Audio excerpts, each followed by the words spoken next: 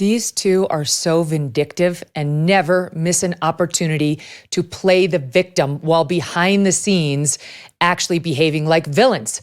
Meghan Markle was just out there at the South by Southwest, conference just the other day, complaining again about how badly she's been bullied. And she tried to play the pregnancy card too. It's called being a public figure. You and I have talked about this many times. Let's talk about the day I was breastfeeding my newborn baby. I just got home from the hospital and Jon Stewart did an 11-minute vicious piece on me. Okay, it happens. It's not nice, but you're a public figure. You're the one who wanted to marry into the royal family. This is why most people like Cressida, the ex-girlfriend of Harry, didn't want to do that. Plus, she was dying to be a star. Who are we kidding? She was dying for the coverage. She just didn't want any of it to be negative. So here she was, Dan, just the other day, again, bitching about her media coverage and how mean, in particular, women are. Watch this. I keep my distance from it right now, just for my own well-being. But the bulk of the bullying and abuse that I was experiencing in social media and online was when I was pregnant with Archie and with Lily and with a newborn with each of them. And you just think about that and to really wrap your head around why people would be so hateful. It's not catty, it's cruel. You could either succumb to it or nearly succumb to how painful that is. What I find the most disturbing, frankly, especially as a supporter of women, is how much of the hate is women completely spewing that to other women. And I cannot make sense of that. OMG. Why would people be so hateful and so cruel? Number one, it's called reporting. You guys caused a lot of controversy by taking advantage of the Queen, being given every advantage by her, and then were absolutely ungrateful, started leaking to the media, and left the British people, wanted to keep your titles, wanted them to keep funding your security, wanted all the benefits and none of the downsides. And that's why people said mean things about you. It's not hateful or cruel, it's opinions that you earned. And secondly, Dan, as a supporter of women, I really don't understand how the women could critique me.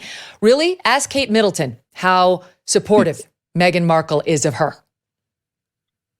Indeed. And there is so much rank hypocrisy here. And I'm actually already working on a piece for my new platform, Dan Wootton Outspoken, Megyn, about... Everybody's got to go subscribe. Support Dan. Go subscribe. We need him to succeed in this mission. Dan Wootton Outspoken. And if you can be a paid subscriber, so much the better, because we need Dan to actually be able to put food on his table. Keep going. Thank you, Megyn. But yeah, I'm working on this piece for the new platform about the Sussex Squad. Now, these are the internet trolls who literally work on behalf of Harry and Meghan's message. Now, Harry and Meghan are obviously removed from them directly, but what they have never done is come out and say, we abhor the behavior of the Sussex Squad, and we encourage the Sussex Squad to stop their behavior. And the behavior that I'm talking about, by the way, is trolling far worse than anything else I've seen on the internet. I mean, these are the nastiest, most horrible, vindictive people in the world. The biggest trolls on the internet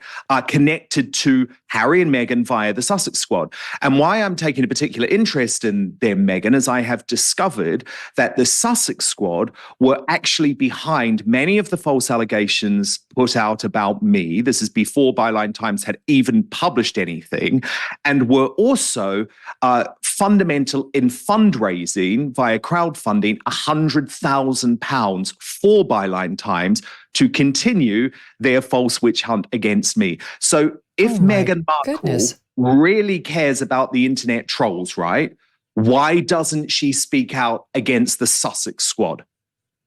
Oh, please. She doesn't care at all. She only wants to see herself discussed in the most laudatory and glowing terms. She gets very upset when you report the negative things about her, no matter how true they may be, or whether it's your genuinely held opinion like it's mine, that she's a selfish, catty brat. And that not even living in a castle and marrying a prince could make her happy, which is why she had to destroy him and break up the royal family. And she's still playing the victim, while potentially, behind the scenes trying to ruin careers. Is that bullying, Megyn? How about you, Harry? And while he may want to claim all day long, Dan, that he doesn't care about you, he mentioned you in his book. He took a personal shot at you, called you, quote, a sad little man. So if he doesn't care at all about Dan Wootton or the reporting you do, then why would he elevate you to a mention by name in his memoir? He does care. And I wouldn't be surprised at all to learn behind the scenes he's doing what he can to get back at you. Well, as I say, at the Sandringham Summit, you would think they had far bigger fish to fry than Dan Wootton's reporting. But that was what he chose to have the conversation with Prince William about. And we know that he is publicly campaigning now for Piers Morgan to be reinvestigated by the police. And look, this is crazy stuff, Megyn. This is crazy stuff. Like, there is so much going wrong in the UK today, right? This is a country where you can get your house broken into, where you can be violently mugged on the street, and the police will simply not bother to turn up. Something like 2% of burglaries are now properly investigated in the UK because the police are so overstretched. And Harry, who doesn't even live here anymore, believes that the police's priority, the Metropolitan Police's priority, should be reinvestigating Piers Morgan. It makes me sick the way that the Byline Times and Prince Harry are weaponizing the police. And the police actually need to man up now and stop being influenced by this sort of thing. Because in terms of the investigation into me, Megyn, it was a colossal waste of time. And you know what's happening? There's now a two-tier justice system. Because let me tell you, if I was a plumber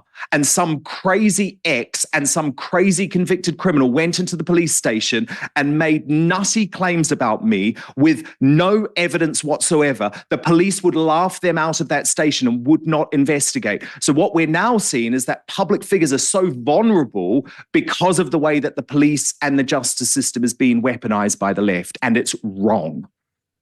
Just to go back, the Daily Mail reported about some of this that you just told our viewers and our listeners. Well, first this, BBC in 2014 reported that Dan Evans, the man we're talking about behind Byline Times, admitted accessing the voicemails of 200 celebrities, politicians, and sports people, listening to more than 1,000 voicemails while he worked at News of the World. So yes, to your point, that's been well documented. Daily Mail article in May of 2023 about him and his connection to Prince Harry.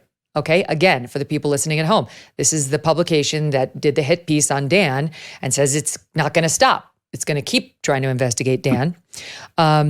This guy, Dan Evans, went and testified, gave evidence, as they call it in the UK, as a Harry witness, as a witness for Prince Harry in his case against the alleged hackers present day. This is like a sort of a separate hacking case that he was just raising and won.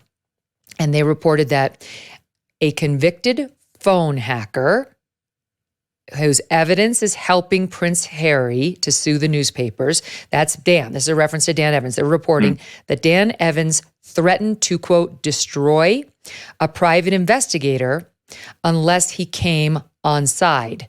That was the testimony in court. This man named Paul Hawkes, Hawkes, said he was warned by this guy, Dan Evans, that if he did not, quote, play ball, that he and his firm would be ruined by an anti-press group called Hacked Off.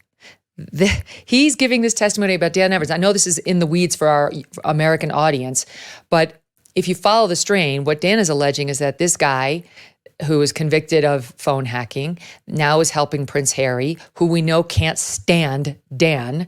And then suddenly this guy's organization, Byline Times, does repeated in-depth pieces on alleged criminal behavior by Dan, which then does get two investigations, both of which conclude there was no criminal wrongdoing here. That's where we are today. Well, you've been hearing me rave about Cozy Earth for a couple of years now, and for good reason. Talking about how incredibly soft and luxurious their sheets are. I am not alone, of course. They have thousands of customers who have left 5-star reviews on their website, including this one from Hallie. Quote, honestly, the best sheets we have ever had. Absolutely a dream to slip into each night. Everyone deserves to splurge on these sheets and you will have no regrets. Cozy Earth sheets, available now in 15 awesome colors, are made from viscose from bamboo, making them temperature regulating so you will sleep cool and comfy year round. Cozy Earth even offers a 100-night sleep trial. Sleep on them, wash them, try them out, and if you're not completely in love, send them on back in within 100 days for a full refund. Experience life-changing luxury with the world's softest sheets. Go to CozyEarth.com, enter my promo code Megyn at checkout to save up to 35% on Cozy Earth's bedding, pajamas, bath towels, loungewear, and more. CozyEarth.com, promo code MK. Hey, thanks so much for watching. If you like what you just saw, hit the subscribe button for more clips and full episodes.